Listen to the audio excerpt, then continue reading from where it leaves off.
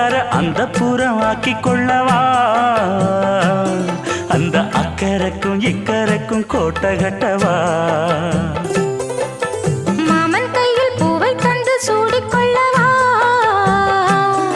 அடி ஆசை என்னும் ஊஞ்சல் கட்டி ஆடிக்கொள்ளவா சொல்லு சொல்லு திட்டம் என்ன சொல்லுவது கஷ்டமா பொத்தி பொத்தி வச்சதென்ன என்னென்னவோ இஷ்டமா பூவா